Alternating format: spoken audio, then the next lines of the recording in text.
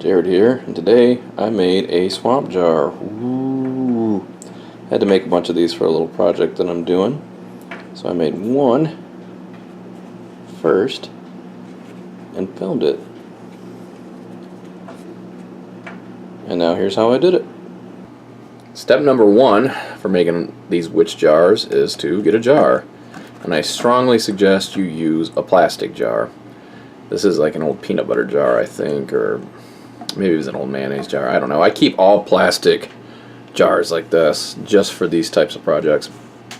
And the reason you use plastic is maybe common sense, or maybe it's not. I don't know. But if you're going to put this into a haunted house, there's a very good chance it's going to fall and break if it's a glass jar. Just take my word for it. Your customer, always ask yourself this if you have a haunted house. Can my customers break this potentially? And then immediately answer yourself and say yes, they can break it potentially. So always caution on the safe side of things and build your stuff out of stuff that's going to do the least amount of damage to people. And if your customers don't break it, there's a good chance your actors can break it. Step two is to then take your lid off and paint it. You're going to want to paint it whatever color you ultimately plan on painting the outside of your jar. Now I primed it with this plastic primer because I found just using regular spray paint on these things doesn't work that well.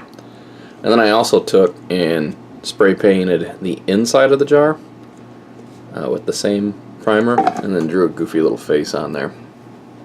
And the reason I sprayed the inside of the jar is because I've noticed after you cut these out and then you do the latex process, which I'm going to do next after I cut this out, if you look in the holes, you'll be able to see latex, and it looks kind of weird, unless you like that look.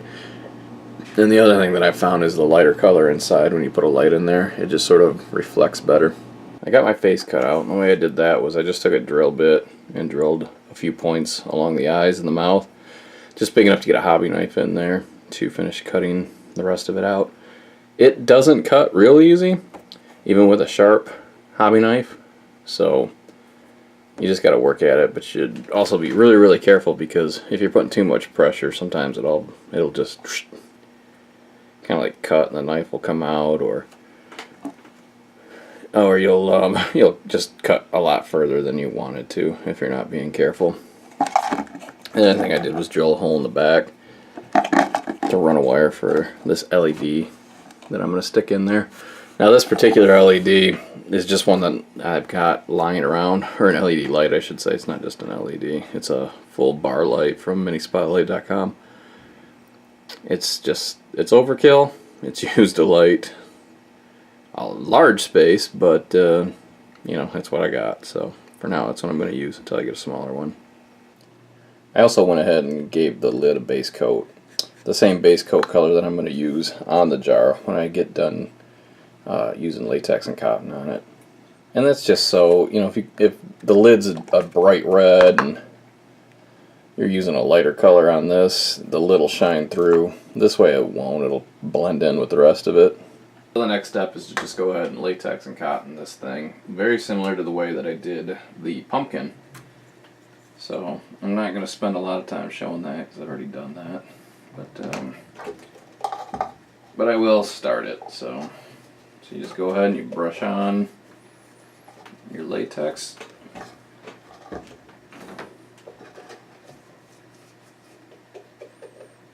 Like so. Now the one difference that I'm going to do versus the way I do the pumpkins is I'm not going down the seam of a pumpkin. And I'm not going to quite put such a uniform style on there, meaning I'm going to, you know, put some bigger holes and stuff in this latex, put it on. And then I'm going to actually work it a little bit more with my hands compared to what I did with the pumpkin.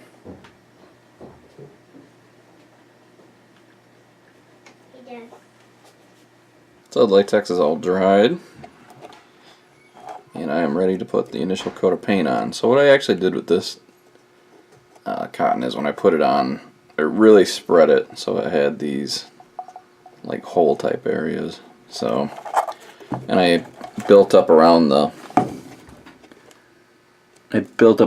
eyes and the mouth and the little area where the nose would be, more so, instead of just leaving, you know, just cutting the eyes out and latexing over at once. I built up some thickness around here.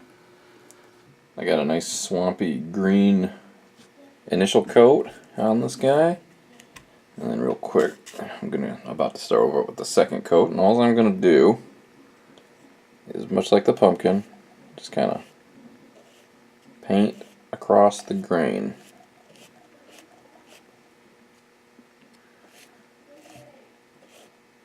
So I'm gonna do that real quick and then I'll show it, but that's the technique. To finish the second coat, brushing just across it, it's just a little bit, it's a grayish, greenish color that I want on there. So again, this is supposed to be like a swamp witch jar, so that is the coloring that I like. As you can see, it's starting to bring out the depth. There's only one last step as soon as this dries. Slightly different step than I did with the Pumpkin Man. About to do what is going to be the final step that I'm going to do to this guy. Now you could keep painting him, but I've got a lot of these things that I got to make in a short time, so I'm not going to paint this guy any further. So the next step, I mixed up some greenish, blackish paint, and I watered it down, and I'm going to paint it all over it, and then wipe it all off with a paper towel. And that's got a real interesting effect. It kind of gets into the dark, gets into the real deep areas, and dries, and it's just going to make it look grimier. He's painted as much as I'm going to paint him, so he turned out pretty good. Just looks just like I want it to look. Real grimy and swampy. That is what I was going for. This light's a little bright. Let's see if I can. I'll kind of just get close.